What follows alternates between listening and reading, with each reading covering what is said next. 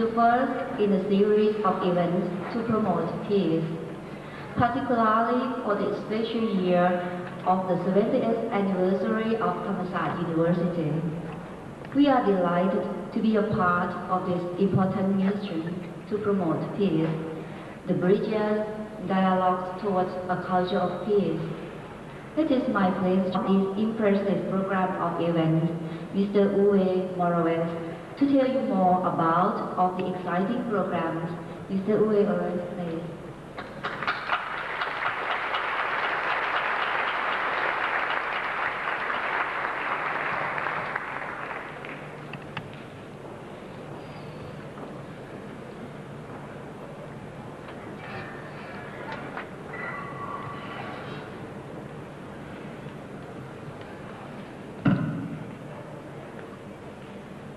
As a contribution to the decade for culture of peace and non-violence, initiated and promoted by the United Nations General Assembly in the year 2000, Thailand has been chosen as the host country for bridges, dialogues towards a culture of peace, initiated by the International Peace Foundation, a non-political independent foundation under the common patronage of 21 Nobel Peace Prize laureates based in Vienna.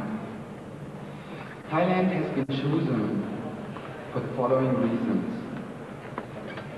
The Thai nation and its people, with their self-confidence, open-mindedness and tolerance, provide a creative pathway to peace, which could serve as an inspiring role model for the prevention, mediation and solution of conflicts.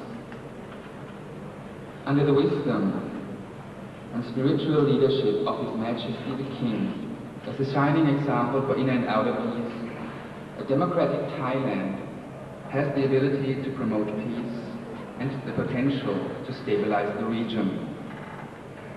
It has a rich, diversified network of national and international organizations, including business, diplomats, media and NGOs, which provide the ground for an enhanced intercultural dialogue.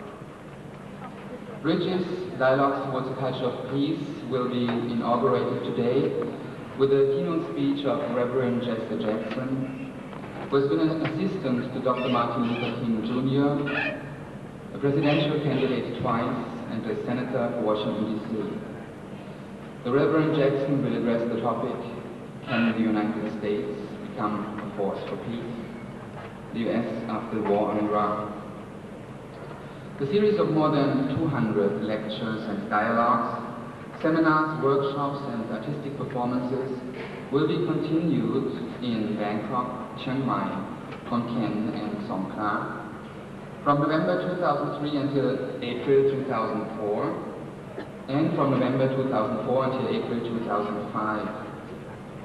During the one-year period, 24 Nobel laureates for peace, physics, chemistry, medicine, literature and economics, as well as decision makers in international politics, science, economy, culture and the media, will join hands with Thai leaders in all parts of society to promote the kingdom as a center for dialogue and international understanding. The multidisciplinary and pluralistic approach of the event's programs reflects that peace involves all parts of society. It involves awareness and social responsibility of politicians, the business community, scientists, artists, and the media. And since peace within ourselves, our families, and our environment starts in our minds and hearts, it involves every one of us. I'm grateful for the wide support the people of Thailand have provided for the preparation of bridges, dialogues towards a culture of peace, which draws its inspiration from the tireless work of His Majesty the King for peace and prosperity of all peoples, cultures, and religions. I thank the keynote speakers and artists who waived their honorarium for the benefit of the events, all sponsors and partners for their generous contributions, and the volunteers of the organizing staff who serve in an honorary capacity, and I welcome all participants joining us in the upcoming events to step towards a culture of peace through dialogue, understanding, and mutual respect. I want to especially thank the Ambassador of Austria, where we have our headquarters, His Excellency Dr. Herbert Traxel, for his support in preparing for these events. I want to thank also His Excellency Anand Panirachun, who is the chairman of our Thai Advisory Board. And I want to thank the 50 volunteers from all the universities here in Bangkok who helped us to prepare the events. Especially I would like to introduce to you the core staff who have worked day and night over the last weeks to make this happen. I want to thank and introduce to you Hildegard Dechter from Berlin. Could you come up here for a moment, or just that the people see, who's really behind this, and also please come Supaporn Maniporn Sud from Bangkok, Christian Grafschafter from Vienna, and Janis Hegwein from Freiburg in Germany. So this is the core team who made this possible, and please give them all.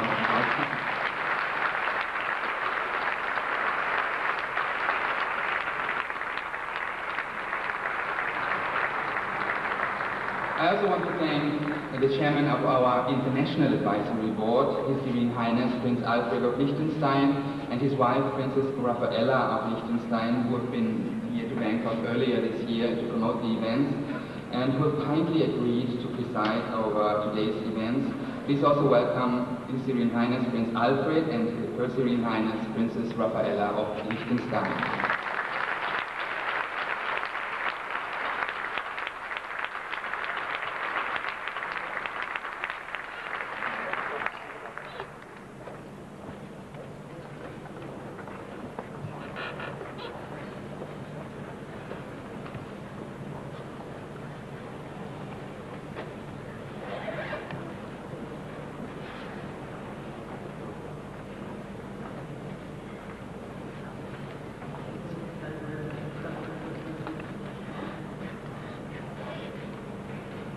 Sawadika.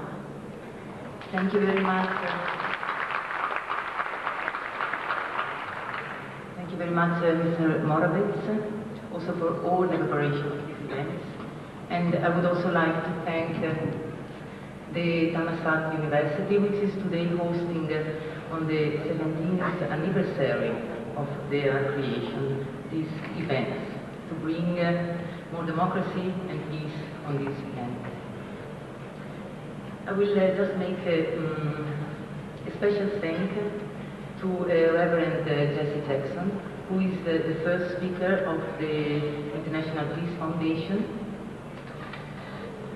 which has indeed enlightened and uplifted the life of many people on this planet. And he's here together with his beloved wife and son, and I also want to thank the staff for taking care of them and of us so carefully. One thought, last night we had the chance to enjoy the Thai way of life, the Sanuk. You see, what I realized was that it would be really wonderful if everybody could have this chance. The International Peace Foundation wants to be an independent platform for a dialogue, wants to bring together people from the different target of society to sit and peacefully find solutions. If we want that everybody is in the position to celebrate life, we need people and government which decide to eradicate and not alleviate, but to eradicate poverty. We need people and government which stand against war and against any violation of the human rights. We need, of course, government very committed to give free access to the basic social rights, not needs, rights. Free water, food, housing, a dignified job, education. We need people which are ready to experience democracy, and we have to make them ready. And government which promote equality, justice. In this way, indeed, we will be able to achieve peace. But let's stop to accuse each other. Let's really sit together and find a common ground where we can build really our future for the benefit of the whole of humanity. Thank you very much.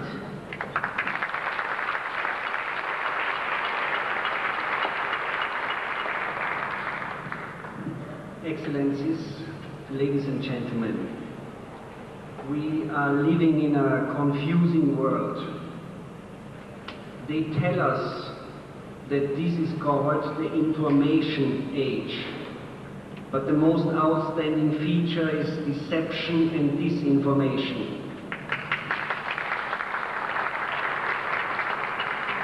We are producing smart bombs, but I say it here at the university, but instead of producing smart bombs, we should produce smart people. We should give them education. We have developed guided missiles, but we misguide people, men and women, to use them. We concentrate all our efforts into the war on terror, instead of into the only war worth fighting, the war on poverty.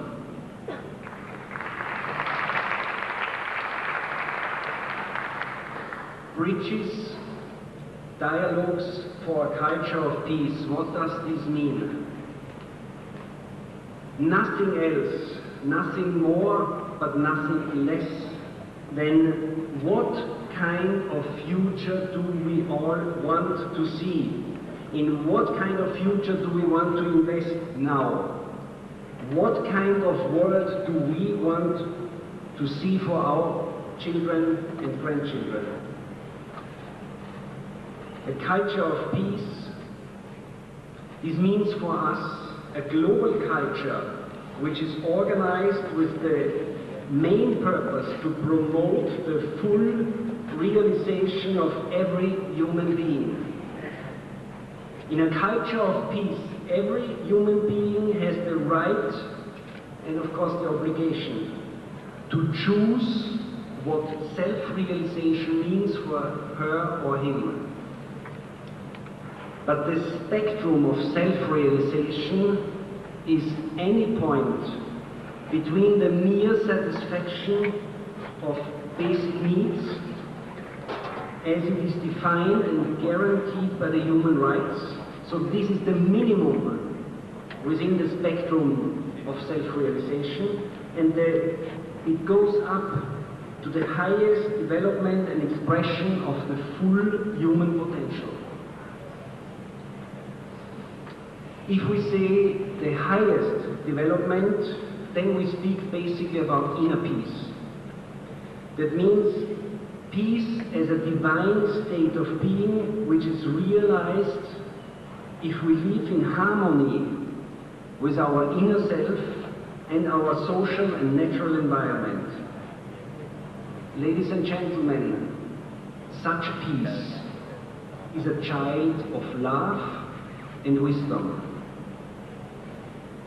And this peace gives us in turn the strength and the wisdom to join into and cooperate the ongoing work of creation, for recreating the world into its original form of love, justice, peace, joy, and the absence of suffering.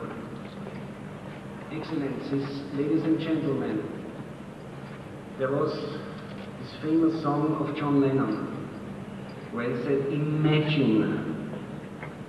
Now then the refrain is, you will say that I'm a dreamer, but I'm not the only one. Ladies and gentlemen, I hope we all join into this dream and we make this dream a reality. Thank you very much.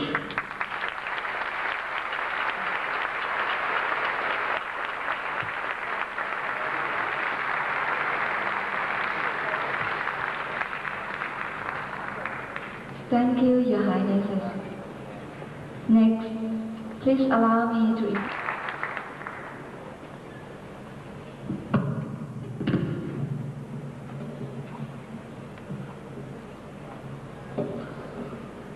Your Serene Highness, Your Excellencies, distinguished guests, ladies and gentlemen, this is a very special day for Thammasat University.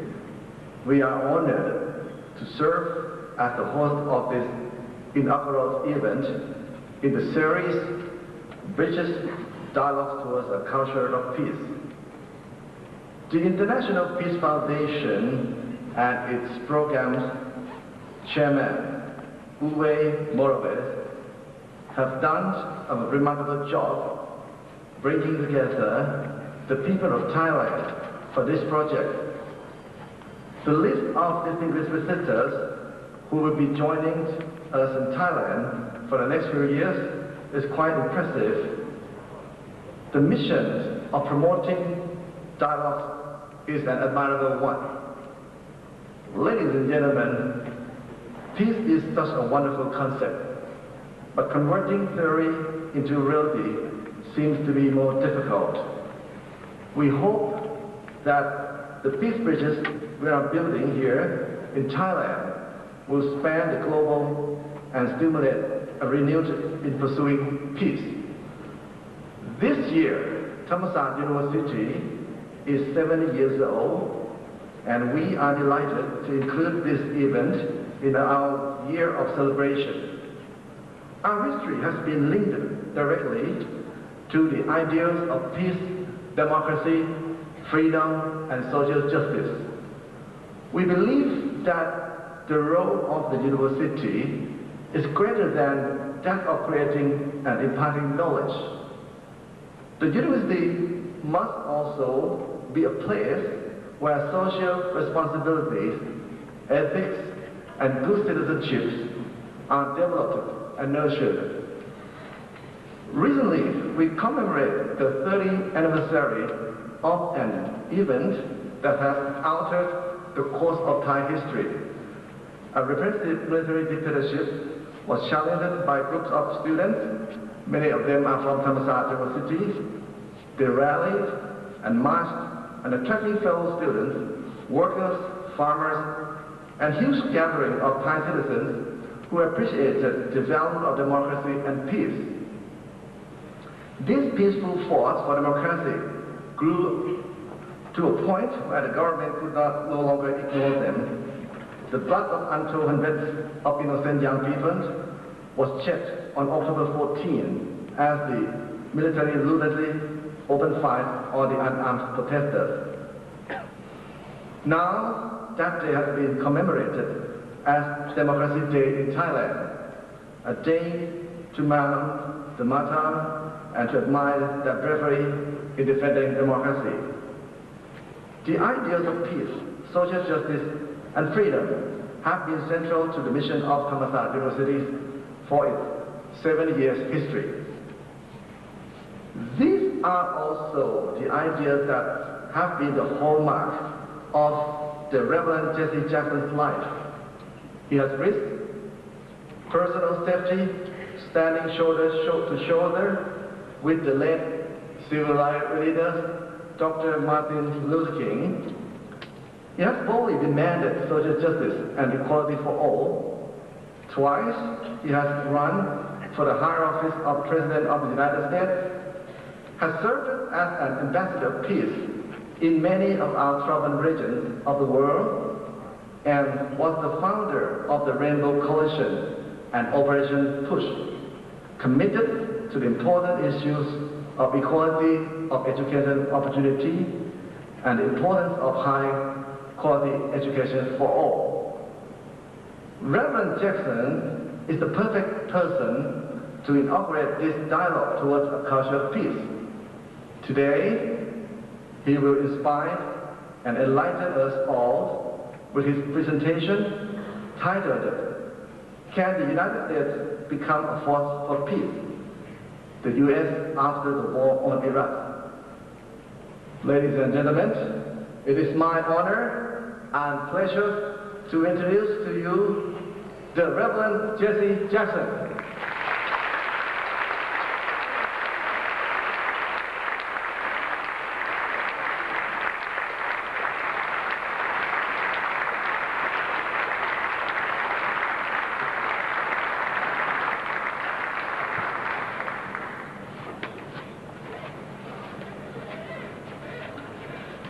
President, let me express my profound thanks to you today for making us feel so welcome and being a part of this international dialogue. Again, to one who is sharing this global effort, Prince Albert, please stand again.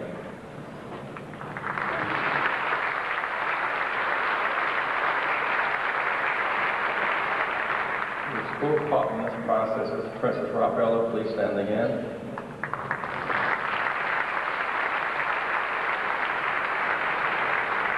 And to my wife, who just finished a 10-day stint of jail in Vieques to get the Navy out of Vieques, Jacqueline Jackson.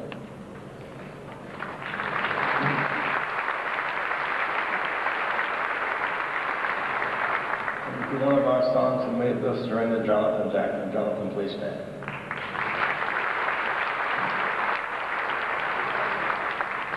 Well, thank you for inviting me here today to your beautiful country.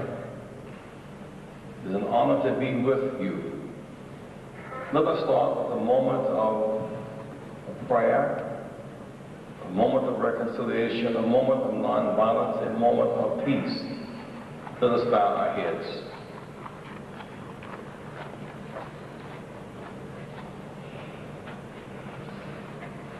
Fill your heads with visions about the King and Gandhi. Fill your hearts with thoughts of peace and nonviolence. Remember the words of the prophet Isaiah, and he shall among the nations and shall rebuke many people. And they shall beat their swords into plowshares, and their spears into pruning hooks. Nation shall not lift up sword against nation, neither shall they learn war anymore. Amen. Last February 15th, I had the privilege of speaking in London to one of the largest anti-war rallies in history. Certainly one of the highlights of the largest one-day global demonstration for peace in the world. Millions of people took to the streets to say no to a preemptive strike on Iraq. 2 million in London, 500,000 in Berlin, 250,000 in Paris, 2 million in Rome, 1 million in Madrid, another 1 million in Barcelona, 10,000 in the Canary Islands, 50,000 in Glasgow, 500,000 in New York, another 250,000 in San Francisco, hundreds of thousands more in Amsterdam, Athens, Hong Kong, and yes, Bangkok. On that day, a new global peace movement was born. All over the world on February 15th, people rose up for peace. It is our job to keep that spirit alive in the months and the years to come. Peace requires a tough mind and a tender heart. Peace is more difficult than war. You have to think. You have to build rather than destroy. Peace is practical. Peace attracts investment. Peace is wholesome for family development. Peace requires the capacity to reconcile opposites and find common ground or a creative synthesis. Peace increases productivity. Peace extends life and love and family. Peace, however difficult, is worth the journey. On Dr. King's last birthday, as I reflect, As I stood before the crowd in London, I thought back to Dr. Martin Luther King Jr.'s, one of the greatest peacemakers who ever lived. On January 15, 1968, his 39th birthday, we met together to plan a three-point agenda. One, to pull together a multiracial coalition with a commitment to mass action to fight a war on poverty in the United States. Two, to make sure that civil rights laws were enforced and justice was done. Three, to end the war in Vietnam, choosing containment and negotiation over endless bombing and confrontation to give peace a chance. He believed that we must move from racial battleground or ethnic battleground to economic common ground and on up to moral higher ground. To choose minds over guided missiles. We choose coexistence over co-annihilation, or negotiation over confrontation and intimidation. I remember that last birthday as I spoke in Hyde Park in London. And so I appealed to the huge crowd to help stop the war in Iraq before it started. President Bush and Tony Blair drew a line in the sand. They spoke of evil axis, of mushroom clouds, of terrorists. I spoke of peace. When the United States, the world superpower, searches for victory or retaliation rather than reconciliation, it ignores the consequences and global repercussions. Invading Iraq began the battle. It did not end the terror. And filling the air with threatening rhetoric from the Wild West only fanned the flames of fear and hatred and violence and reaction. The rhetorical war is a psychological war which has already created an ominous tension around the world. And there is the ongoing crisis between Israel and the Palestinians, where the supposed roadmap for peace now lies in tatters. But the administration fast-forwarded past all three of these very real crises: Al-Qaeda survival, the North Korean nuclear arsenal, and the escalating cycle of violence between Israel and the Palestinians to invade and occupy Iraq. Each day, more and more people in the United States, and indeed around the world, are questioning and challenging the administration's rationale and the pretext for going to war. One, the world does not believe us when the U.S. says the Iraq threat was imminent. And so far, the administration's proofs have been totally unconvincing. The world saw Iraq as trapped in a glass jar, contained for the past 12 years, subject to no-fly zones, daily bombings, U-2 and spy drone overflights. It could not strike Iran or Israel or the U.S. It was contained, weaker than ever. But number two, the world does not believe that suddenly the Bush administration was intensely interested in the liberation of the Iraqi people. The world believes this is about Operation Iraq Liberation, or oil. Not terrorism, about payback. Not regime change, about destroying Saddam Hussein, rather than destroying weapons of mass destruction. About empire, not about democracy. After 9/11, the world stood on America's side, ready to fight the Taliban in Afghanistan. But only 2 years later, the administration has produced no evidence of its claims between Al-Qaeda and 9/11. In the arrogance to rush the war, the hawks underestimated the perils, the price, and the pain. The rush to war without fully counting the moral and physical and fiscal risk was arrogant, and arrogance precedes the fall. It was true before the war ever started. It is true now, when new crises loom while old ones linger unresolved. And all of this warfare is the peace dividend. As a global peace movement, we must not blindly rush toward unconditional peace without justice. We all know the rule: no justice, no peace. Peace without security and accountability is naive. It is just an absence of conflict. It's not the presence of justice. One of the big lessons that Dr. King and Gardner taught us is that times of crisis can also be times of great opportunity. Points of pain can turn into chances for change. In a time of unnecessary war, a global peace movement is reborn. That is one reason why I travel to points of pain. I believe peace is worth the risk, and so I travel, and others say it is hopeless. At a time of crisis, I went to Syria, and someone asked, what did I do? I tried. The downed airman was freed.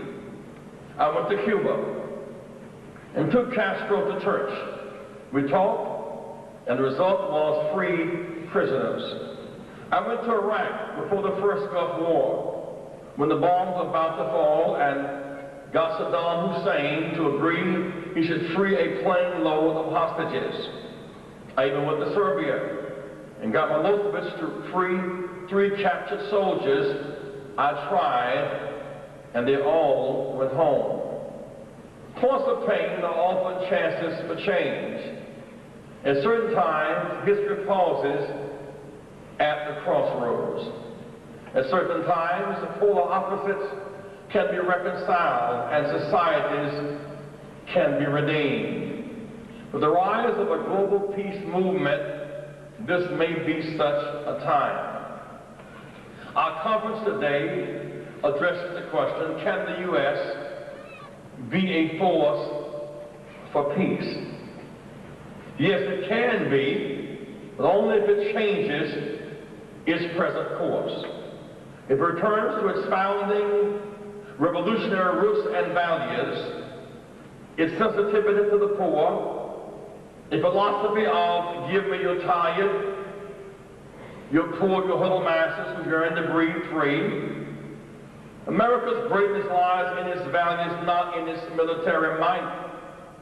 Ultimately, might is not right. Right is might. We took the world's rejected stones and made them the cornerstones of a new and great nation. If we do that, the U.S. can be a force for peace. But today, the U.S. military budget is overburdening our economic development at home. We make the most bombs and military weapons, and we use them. We make smart bombs and guided missiles. Asia makes smart chips and people-guided technology. The U.S. shuns the environmental mandate of the Kyoto Treaty. It boycotts the UN Conference of Racism. We cannot forge a military policy based on unilateralism, preemptive strikes, and go-it-alone hegemony. America must return to our roots and change our present course to become a force for peace. Today we have shining cities on the hill with technological prowess and massive wealth and unimaginable creative creature comforts. That is 1/6 of the world, which I call the surplus cultures, the cultures of privilege, 1/6 of the world. And then we have the deficit cultures, cultures of pain, 5/6 of the world. That huge gap between the top 1/6, the cultures of surplus, and the cultures of pain. We can become a force for peace when we drain the swamps of poverty and disease and inequality, which are breeding ground for terrorist recruiting. When we universalize the golden rule among nations. Until then, we will not have peace. We will not have justice. We become a force for peace when we live up to the moral imperatives to feed the hungry, to heal the sick, to shelter the refugees. When we return to our deepest values, to do better for this world of growing inequality. For the richest fifth of the world's people consume 86% of all goods and services, while the poorest fifth are left with just 1%. A force for peace when we address the needs of the 3 billion people around the globe who try to escape by on less than $2 per day. When we stop ignoring the obvious fact that global warming is now endangering future generations. We must commit to rebuilding our world and changing our course. We could wage less on weapons of war and mass destruction and spend more on growing food, cleaning the air and the water, curing the age-old diseases that still torment the poor, fighting AIDS in Africa and Asia and Latin America and all around the world, ending child labor, ending childhood sex exploitation, inventing and distributing renewable energy technologies, building schools for our children. That's how America can become a force for peace. I come to the country today, here in Thailand, a country so beautiful in its scenery, perfectly positioned geographically, so brilliant in its technological skills, so vibrant in its human spirit, and yet it borders Burma, a repressive regime whose actions are displacing good and innocent people to no fault of their own. They're here in Thailand. It is the crisis. Good news that Thailand has received them. Good news is Thailand has not turned them away. They have a natural right to be in Burma, an international right to be in Thailand. But they must not merely go from death to destitution and remain suspended by a fragile rope of hope. Thailand and the UN and the U.S. have a moral and legal obligation to provide humane conditions for people seeking refuge, roads and houses and recreation for the children, to deserve to go back to a democratic and tolerant Burma. But in the meantime, we must affirm all of their human rights and needs as members of the international family. Today we had a most magnificent meeting with Prime Minister Thaksin. We talked about this matter in detail. I thank and congratulate him for receiving the people in desperation from Burma. He has agreed to visit a camp, to create for those persons there better accommodations, to create jobs, and ultimately return them to Burma. For that, President Thaksin deserves, the Prime Minister Thaksin deserves a great round of applause. Let me hear you express yourself.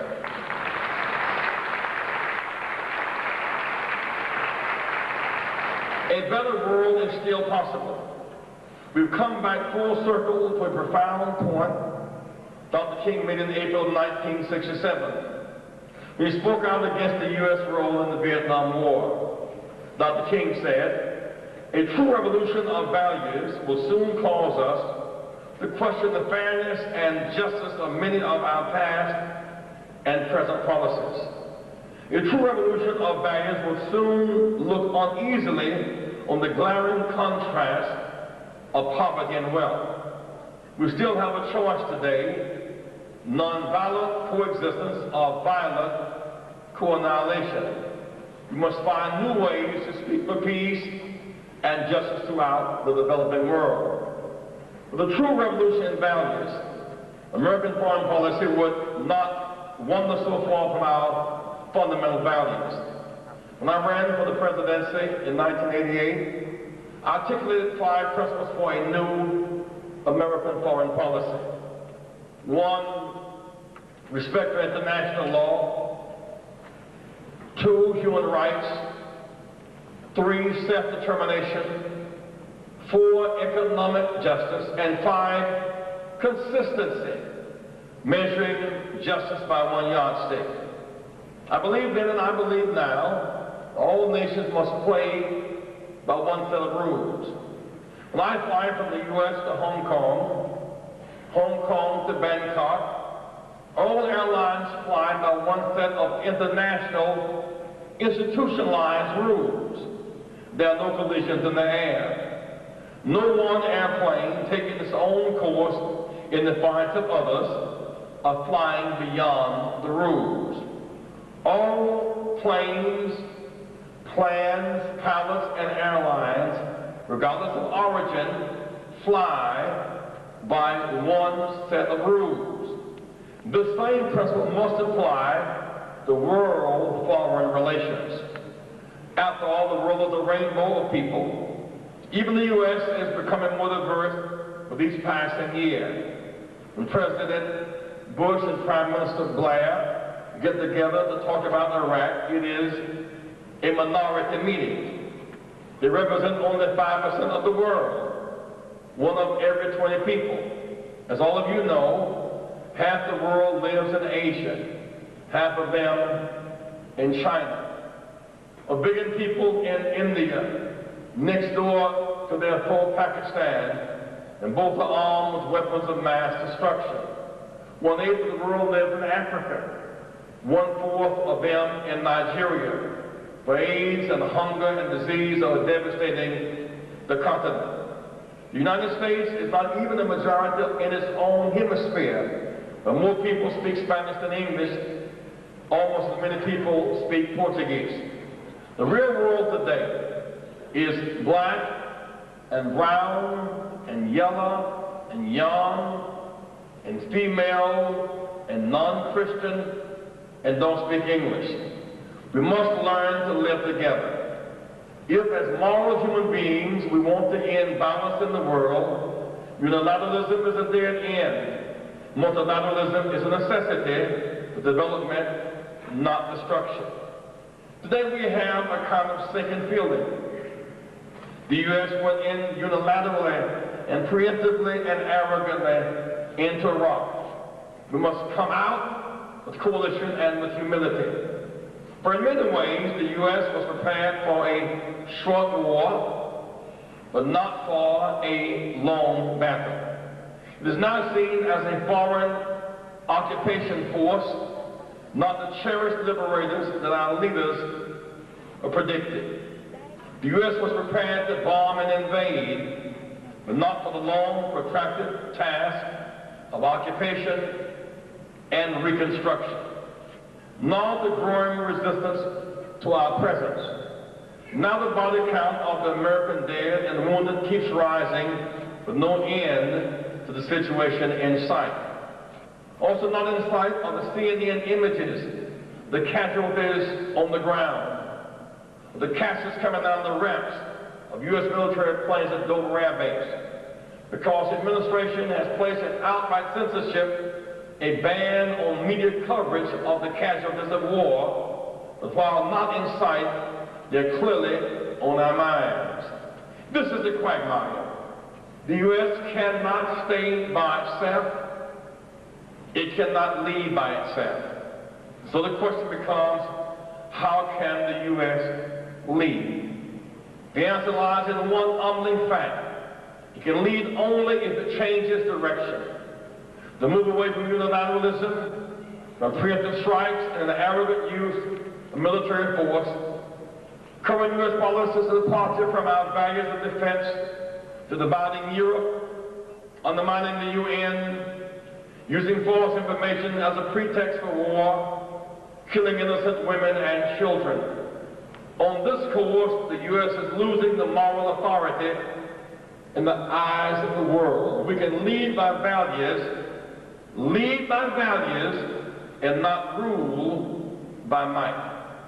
There will be no peace until lions and lambs lie down together, until the strong and the weak mutually agreed to reconcile.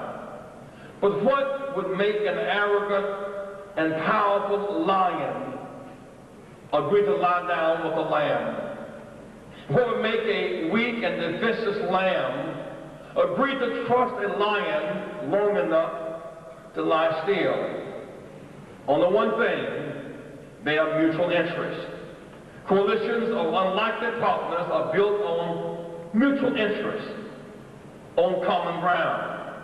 Both the lion and the lamb will be destroyed if the forests are on fire. Both lions and lambs will perish if the air is warm too much and the ice caps melt and the oceans wash up over our island and shorelines, and the ecology of the jungle and the farm are forever altered. Common ground leads to coalition. Talking together and working together and prospering work together leads to reconciliation. U.S. went into Iraq unilaterally and scorned its allies and the UN. Today, we must prepare for a coalition, embrace our allies, and accept the international leadership of the UN. Lastly, now the world is asking, is this another Vietnam? Yesterday's euphoria about the toppling of Saddam's statue and George Bush's declaration of war, of victory, are now turning to dimmer moments. Reports mount each day about the U.S. troops were bogged down in an urban guerrilla war and under siege. The casualties are mounting. The attacks are becoming more sophisticated, it seems. Rather than face these new realities and admit that false information and pretext fueled the Iraqi war, the Bush administration is resorting to orchestrate a public relations campaign seeking to put a positive spin on the current fiasco. They're digging in their heels to justify the war. The cost of $87 billion to U.S. taxpayers, a cost which we cannot afford and which will not reverse the present direction. The anti-war movement is revived again. Demonstrations are mounting in the U.S. and around the world. In days to come, those cries will only get louder. We have spouses and relatives of military service people saying, bring our relatives home. The movement is confounded by internal economic crisis and a failed foreign policy. Deficits are rising, jobs are declining. We have the profound economic and social crisis at home. The war is becoming more and more expensive, more bloody every day. We need a new direction. The good news is, every 4 years, we have a right to elect new political leadership. The 2004 election season is hitting full stride. These issues of war and peace are front and center for 2004 presidential debate. It seems that George W. Bush is facing a similar dilemma, and his father, Bush Sr., wrote the cheers of victory in the Gulf War, resounding defeat in 1992. The lesson: military victory comes easy when superiority is guaranteed. But beyond the cheers, the American people will ask, is the world more secure today? Is peace on the rise, or war clouds hovering overhead? Is the domestic economy secure? Is our economy thriving on drowning amidst the mounting costs of this military policy? Dr. King's lesson still lives. The arc of the universe is long, but it bends toward justice.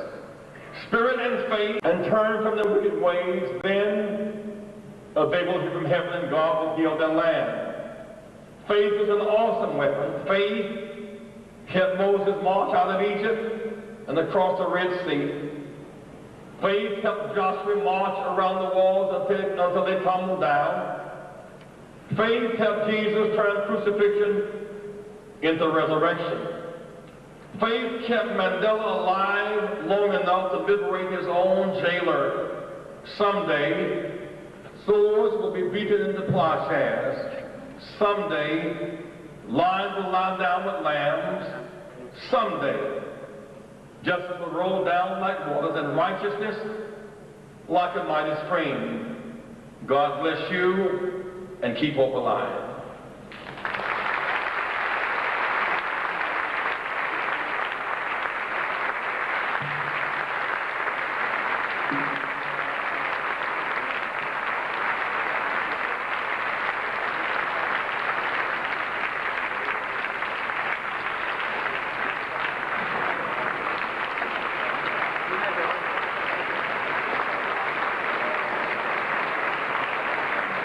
Thank you. Thank you so much.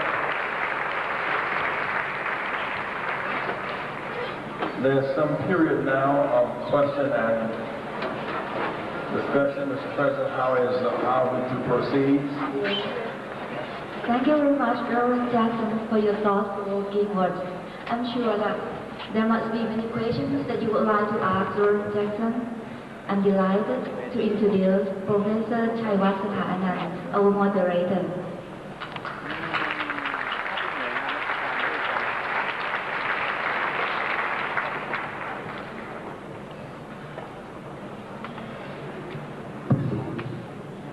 Friends, peace be with you all. I think we are quite privileged to have with us Reverend Jackson, and we have listened to his extrapolation. It was his courage, his commitment, and his reflection. I think that inspires all. So we have about 30 minutes of questions and answers, if you will. I will spend about 1 or 2 minutes to put what you have said into Thai for the benefits of some of the students here.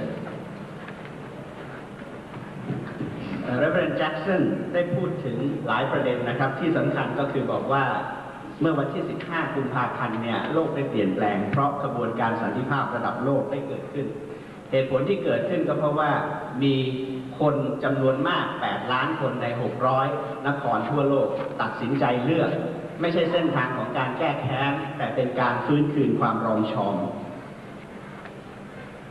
ในชีวิตของ Reverend Jackson เองได้พยายามแก้ไขปัญหาความขัดแย้งด้วยสันติวิธีหลายครั้งเดินทางไปอิรักไปในที่ต่างๆโดยเฉพาะก่อนสงครามสิ่งที่Reverend Jackson นำไปด้วยมีเพียงศรัทธาและตรรกะความมีเหตุผลแล้วก็ได้ช่วยเหลือผู้คนซึ่งถูกจับกุมนะครับไว้ได้ไม่น้อยทีเดียวในที่สุดReverend Jackson สรุปว่าบทเรียนที่ได้จากมหาตมะกานธีและมาร์ตินลูเทอร์คิงที่สำคัญก็คือผู้คนสามารถจะรวมตัวกันใช้สันติวิธีต่อสู้เปลี่ยนแปลงโลกนี้ได้ถ้าไม่ทอดทิ้งศูนย์กลางแห่งศีลธรรมของตัวเองถ้าถามว่านโยบายต่างประเทศสหรัฐจะเปลี่ยนได้ไหม Reverend Jackson เชื่อว่าโลกนี้เปลี่ยนแปลงได้นะครับแต่ขณะเดียวกันก็ต้องอาศัยเงื่อนไขหลายประการและในเงื่อนไขที่สำคัญที่สุดประการหนึ่งก็คือผู้คนในโลกจะต้องไม่สูญเสียศรัทธาจะต้องไม่สูญเสีย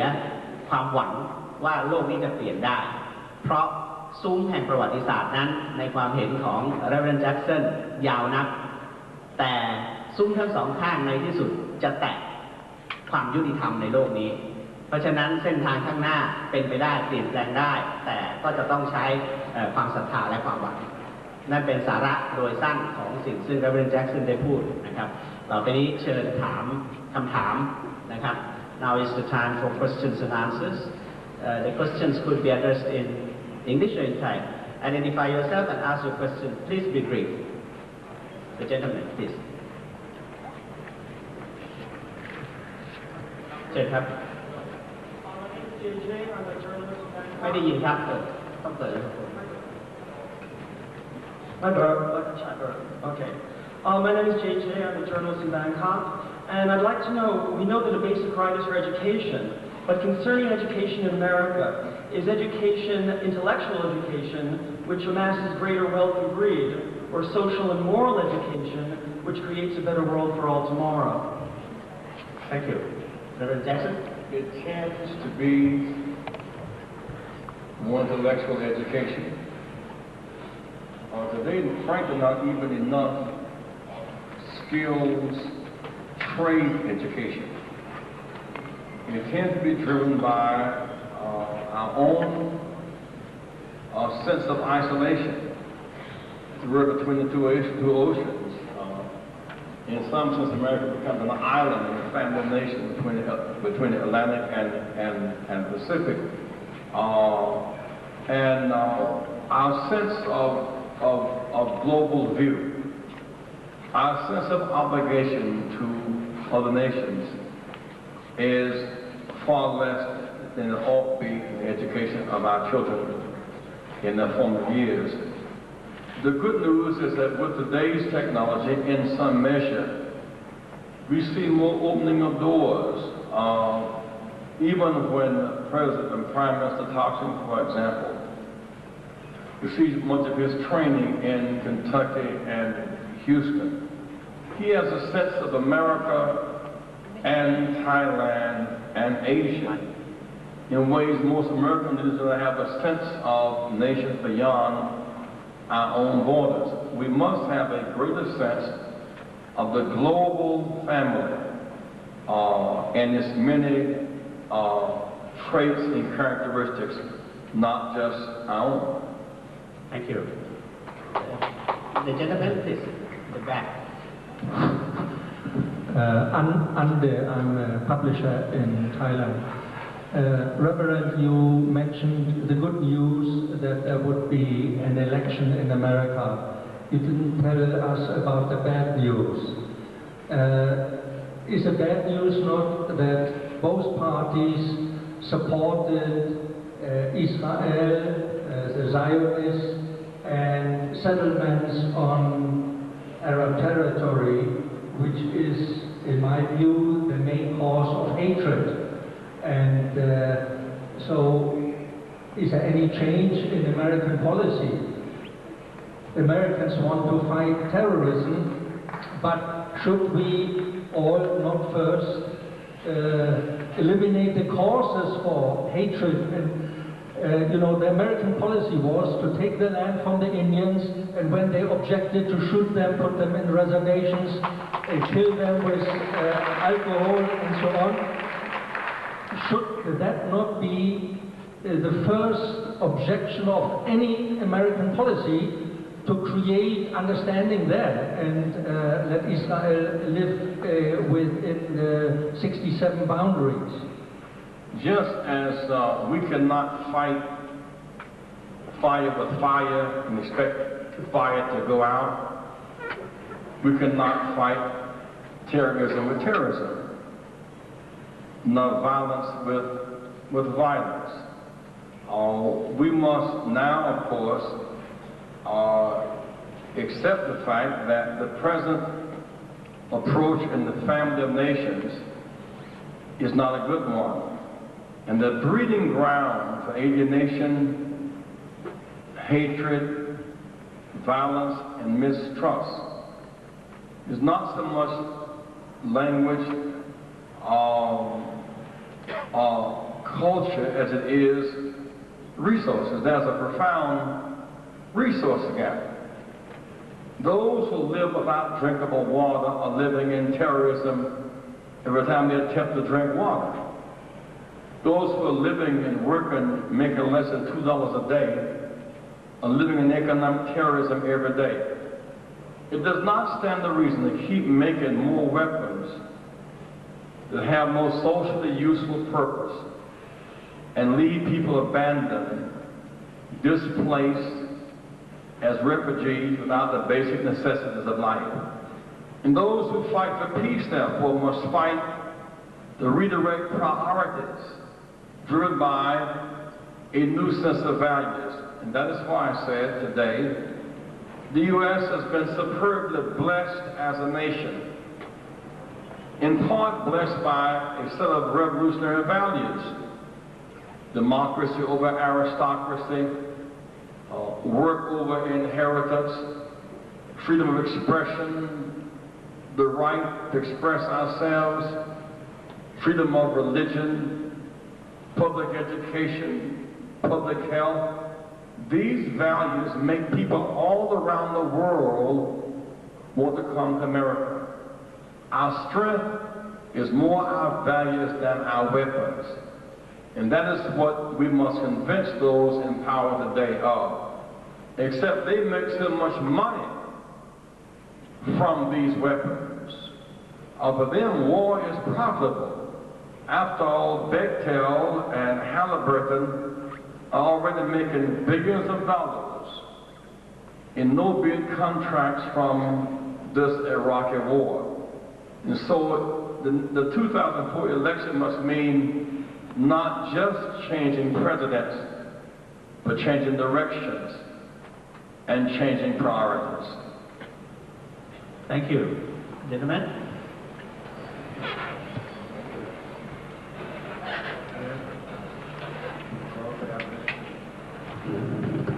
Good afternoon. Here we go. Hello, thank you. My name is Paul Causey. I'm an American living here in Bangkok. It's an honor to have you in this country at the same time, Reverend Jackson. Thank you. I have a simple question, too, actually, as an American citizen. And I'm not alone in believing that the last election, the election that brought George W. Bush and his people to power, was a coup d'etat, was an overthrow of the American government. I'm not as alone as I thought. That said, we have an election, I think, next year. Can we defeat George Bush and those people? And if so, please tell us how. Thank you. Well, you can run again, Reverend Jackson. I choose to make this case. First of all, we can beat George Bush again. If we've done it once, we can do it again. And we also must revive our sense of democratic process where the president selects the Supreme Court justices. The Supreme Court justices should not select the president. We'll get that in order next time around. But we lost the last election not by the lack of votes, but by the Supreme Court arbitrarily stopping the count before the vote tally was in Florida. And so just by the margin of a few votes, there's been this radical shift in our country's direction. The Bush forces are very strong ideologically. It leads them to certain preordained conclusions. I mean, why would you not go to why would you try to undermine the Kyoto Treaty? Or not go to the UN Conference on Racism in South Africa? Or these disastrous trade policies? Except some idea that precedes an irrational thought process. Now, there is the warm season now. There are 78 people running for the Democratic nomination. I'm convinced when they get through sparring over who will be the leader, whoever emerges from that top tier will have both the strength to become president and will have the target. But we do not know. We'll be in suspense until next November. But I intend to work very hard for a change in the course of our nation.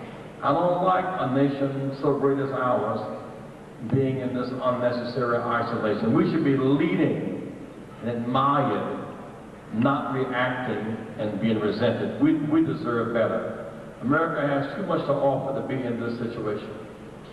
3 คำถามแรกนะครับคำถามที่ 1เป็นเรื่องของการศึกษาซึ่งถามว่าการศึกษาอเมริกันเป็นยังไงReverend Jackson บอกว่าควรจะมีลักษณะครอบคลุมกว้างขวางเป็น global education มากขึ้นกว่าเดิมคำถามที่ 2ว่าด้วยปัญหาของอิสราเอลนะครับ Reverend Jackson ตอบว่าทางออกประการนึงก็คือไม่ได้เอาไฟไปดับไฟทำอย่างนั้นไม่ได้นะครับแต่ขณะเดียวกันต้องอาศัยสันติวิธีเป็นเครื่องมือในการแก้ปัญหาคำถามแล้วก็ปัญหาใหญ่มันอยู่ที่เงื่อนไขทางเศรษฐกิจสังคมมากกว่าอย่างอื่นปัญหาที่ 3คือจะทำยังไงถึงจะไม่ให้จอร์จ W. บุชกลับมาเป็นประธานาธิบดีได้อีกครั้งหนึ่งในการเลือกตั้งสมัยหน้าReverend Jackson บอกว่า ทำได้นะครับเคยทำมาแล้วบางส่วนต้องแก้ไขปัญหาในระดับสถาบันนะครับเช่นความสัมพันธ์ระหว่างฐานศูนย์กับออฟฟิศเป็นต้น Next question please Anyone who wants to ask Yes อาจารย์เจตนายthe lady first I am Rampawan Infarata from Newsline program. My first question is, what is your assessment regarding Thailand's contribution in rebuilding Iraq? And the second one is, what is your assessment in regarding to Thailand and U.S. relations after the Iraq crisis? I think this is her exam question. She's asking you to assess the relationship between the U.S. and Thailand after the Iraq war, essentially. I think it's from the exam. Between the U.S. and Thailand? Yes. Our relationships are very good. As a matter of fact, the U.S.-Thailand relationship are maybe the oldest in the whole Pacific realm. They're good relations. The good news about Thailand, all nations are in some form of constant challenge. But there's in Thailand a certain stability. Even when you disagree, the right to fight for the right can occur when there is stability, and when there is growth, and when you have a government that's transparent and free of corruption. Thailand emerging as a major force in this region. Of course, there's Cambodia and Laos and Vietnam overcoming the ravages of that war. There's the crisis in Burma, just up on the border. There's China next door, but there's something about Thailand that is now awfully attractive. And today I must say that when I met President, Prime Minister Thaksin, to share with him, yesterday we visited Camp 1 up near the border. And those persons are living in deplorable conditions. They've gone from death in Burma to destitution here in the camp. And I shared it with the Prime Minister. He agreed, A, to go visit the camp, B, to make living conditions better, or C, to try to create for those persons jobs that they might not be perpetually idle, and 4, to create a situation where they in time can return to where they should be, at home, but under humane conditions. I am impressed with the vision of that kind of leadership. It can only make life better. Thank you. The lady on this side, are you asking a question or no? Oh, she's standing right there. Okay, please. My name is Gerald Thompson. I'm with Passport to Life. I'm from California. I'm sorry to say that I'm an ashamed American. Reverend Dr. Jesse Jackson, we all are so grateful for all that you've done in your career, and we're so thankful for what you're doing now. My question is, what do you recommend for each of us to do now to help bring peace, and especially for the young people, for the students, both here in Bangkok and in the world? First of all, let me say that I am not ashamed of America. I just disagree with our present policies in its direction. America is a great nation, and greater than its present priorities. We have the power to change those priorities in 12 months. Many of us are going to work to do so. In many nations, people don't have the right to fight for the right. They have the right to fight for change. They have the right to express themselves. They don't have the ability to fight. I would too urge you not to become cynical or despair, because cynicism and despair freezes the human spirit. And we lose many big elections by the margin of despair, rather than win them by the margin of hope. In 1960, Kennedy beat Nixon by 112,000 votes. Less than one vote per precinct. He won by the margin of hope. In 1968, Dr. King was killed in April. Robert Kennedy was killed in June. Despair abounded. Cynicism set in like gangrene. And Nixon beat Humphrey by 500,000 votes. A huge shift in national policy. Hope won in 60, despair in 68. In the case of Mr. Clinton, both Bush and Dole got more white votes than Clinton. Clinton got more white, black, and brown votes than Dole and Bush. By the margin of hope, he won those elections. And so I would say to you today, wherever you are, keep your hope alive and go forward by your dreams and not backwards by your fears.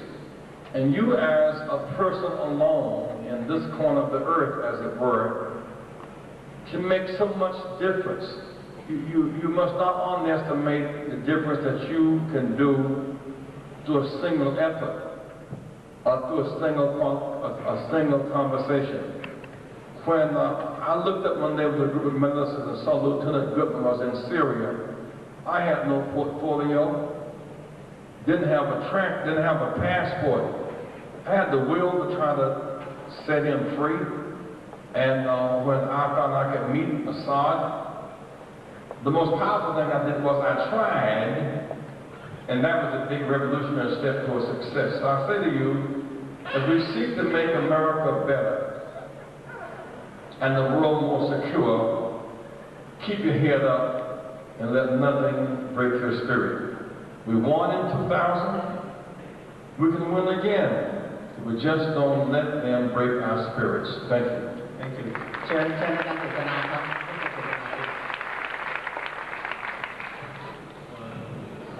My name is Jitana. I'm just a local teacher at the university nearby.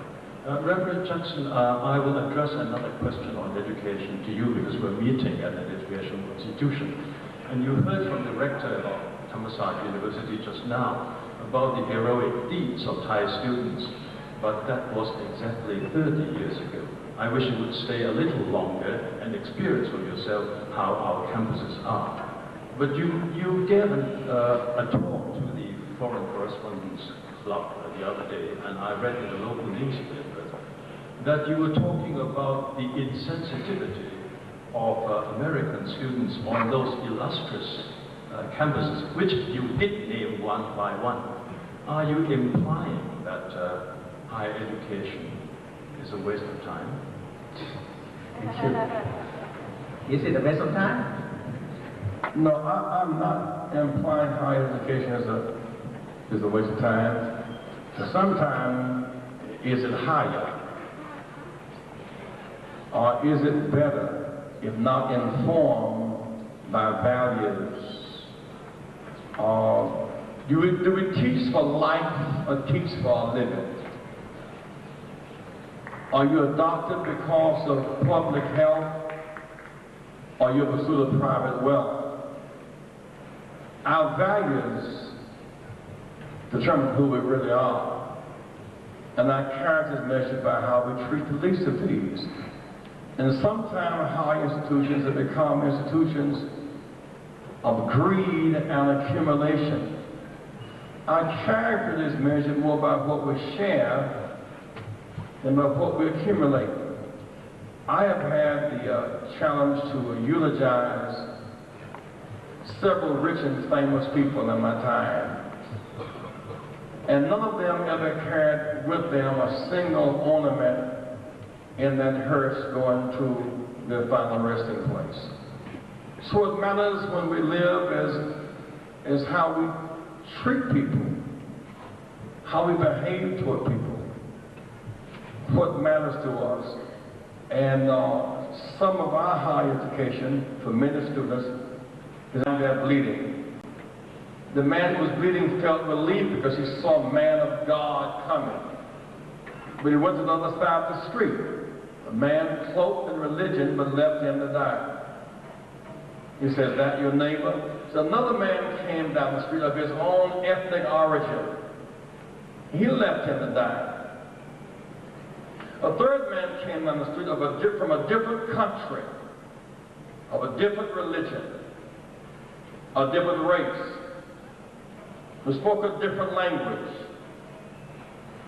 and helped him up to rescue. He said, now who is my neighbor? And I would say helping others up becomes the highest degree. The only justification for looking down on someone is that you're going to stop and lift them up. Thank you. Thank you. We have so many questions. I don't know how much time we have. And for what time? 2 more questions, you said. Oh my God. Can I bargain? Since they don't look, I'll ask you to. The gentleman at the back, please. Yes, black t-shirt. Go ahead. It's been a real privilege and honor to be able to hear you talk today, Reverend Jackson. I'm a great admirer of your work and of you personally. But I have to admit, one thing has really dismayed me today when I came here. If you look on the back of your program, you'll see in the list of sponsors the company UNOCAL. And if you look on the stage, you will not see the company UNOCAL. For those of you who don't know, UNOCAL is currently involved in a lawsuit in California about some business practices in Burma, where it contracted out to the military, which is widely known to use forced labor. And I really have to wonder, what is an organization called the International Peace Foundation doing, accepting money from a company that uses forced labor? That is one of the most cynical, saddening, depressing things I've ever seen. And I don't want to say this forcefully because I really admire the cause, and I know that you personally have nothing to do with this. But I just want to point out that anything we do, from coming to a lecture about peace, to driving here in our cars, and pretty soon, if globalization runs its course, to just getting a drink of water, all of that is grist for the mill of global capitalism, which is the same thing as perpetual war. And I want to ask you, Reverend Jackson, what we can do as people to somehow throw a wrench in the works, what we can do every single day to somehow improve our lives and diminish the chance of war, besides just waiting every 4 years to elect a new president. Thank you. That's a word from our sponsor. Go ahead. Well, let me say about the sponsorship business. One thing you will learn in time, life is full of contradictions and paradoxes. On the one hand, I'm a U.S. citizen, the chief purveyor of violence in the world today. But I don't accept what it does, and I have the freedom to challenge it. I don't feel diminished because of those bad policies. I'm glad I'm here able to fight for them. These companies that sponsor good events do it because they ought to. On the other hand, we must use our strength to challenge them and to change them, because we must be against child labor. We must be against trafficking people. And people who sponsor our events choose to withdraw because of that, then let them withdraw. In the meantime, it's difficult to get resources even to have such a conference as this. If you get it from governments, then you're accused of being the handmaids of governments. So how do you get the resources? I submit to you today, as we fight against child labor, against trafficking, even prison labor in many nations in this part of the world, many of the clothes that we wear, the shoes that we wear, are made by people who we support, whose policies we fight to change. I mean, every day I try to walk off this way, I find myself walking in some Nike tennis shoes. And I can't help but think about the scenes I saw in Indonesia where they were making Nike tennis shoes. So I'm not discouraging you in any way from challenging these companies, because I challenge them too. But my only appeal is don't even let these companies break your spirit and stop your will to fight. We can change Burma. We can change China. We can change America if we keep fighting and let nothing and nobody break our spirits. I'm glad you spoke up, by the way. Thank you very much. We have time only for 3 more questions. So I'll take the lady in the back, this one, and this gentleman. The lady first, please. Thank you very much. First of all, thank you for having me here, and thank you for such an interesting speech. I come from the Faculty of Political Science, International Relations of this university. I would like to ask that please suggest some of the methods or approaches to create a balance between the surplus culture and the deficit culture. Thank you so much. Thank you. Balance, can you recommend some ways or methods to create a balance between surplus culture and deficit culture that you talked about?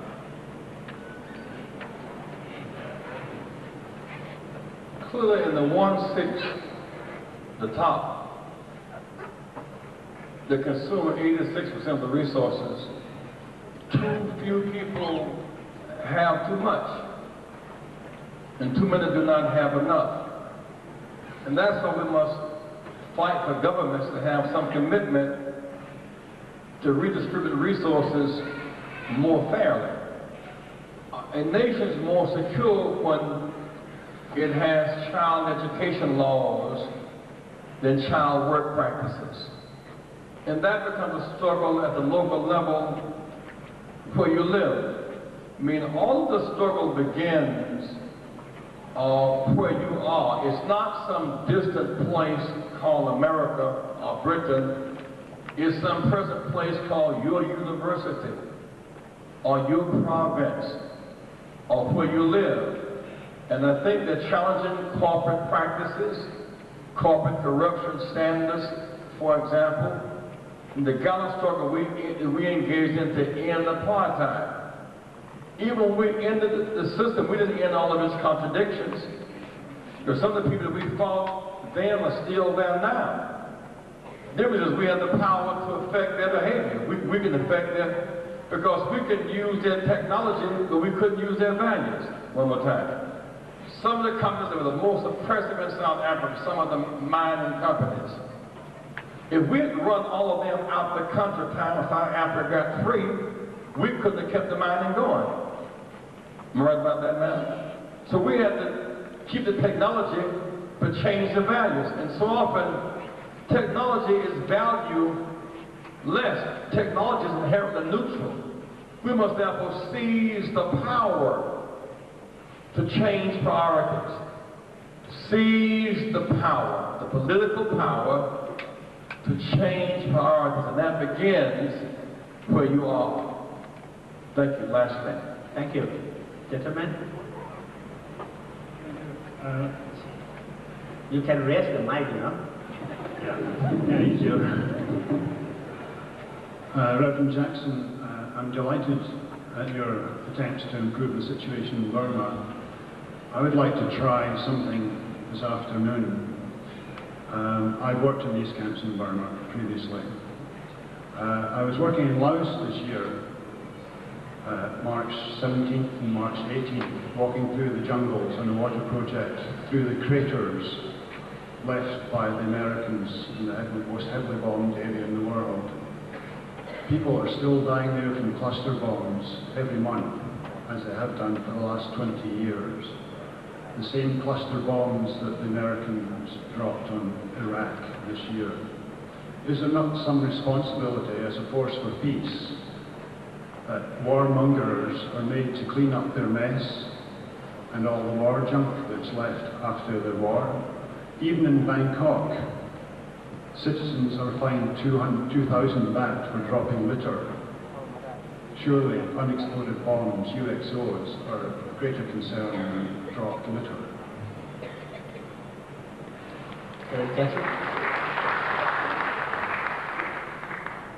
I cannot hear you properly too. Can you put it in one sentence? What can be done about cleaning up the UXO, the war debris, such as was left by the Americans in Laos in the war that they never took part in there? Cluster bombs which are killing children every month for the last 20 years, and the same bombs that were dropped in Iraq this year. Well, first of all, those of us in the peace movement, peace and justice movement, we discourage the making of the cluster bombs. We discourage dropping them. And we fight to remove them because it leaves so many amputees and so many dead people.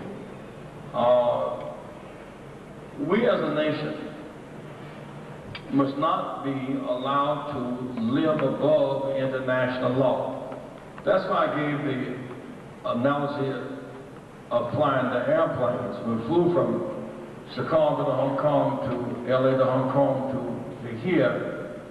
No nation based upon its size could fly by a different set of rules. It had to obey one set of international rules to have safe passage in the air. That's true on the ground as well. I mean, our challenges, for example, in America, I was arrested in jail July 17, 1960. I was jailed for trying to use a public library. I was jailed again trying to use a public restaurant. I was jailed trying to free Nelson Mandela on more than one occasion. I was jailed trying to get Aristide back to Haiti. And somehow it feels sometimes that these struggles, the outcome is almost never determined by governments. It's almost always determined by sacrificing protesters. Don't ever underestimate the power of protest. And we marched to end apartheid in America in the 1960s. We found youth singing "We Shall Overcome" in Gdansk, Poland. Singing "We Shall Overcome" in Sharpeville, South Africa. The drive to change the world has come from protesters outside of the government. Therefore, we who march must feel good about ourselves because we are winning. We are a better world because of marching feet, because of martyrs, because of boycotts, because of pickets, because of peace conferences. We are a better nation by virtue of that. To put it another way, if this room were pitch dark and there were no lights, and someone lit one candle, it would challenge all that darkness. There's power in light. And that's my point about a corporation that may be sponsoring this event that we're fighting against, or a given administration that we may not agree with. No one changed China more than the young man standing in front of a tank in Tiananmen Square. The picture of one guy facing a tank was sent around the world. Protest matters. So wherever you are in the world today, let your conscience be your guide. And leadership, ultimately, genuine leadership, does not follow opinion polls. It molds opinion. We who fight for peace, we are the opinion molders. Thank you very much, and God bless you.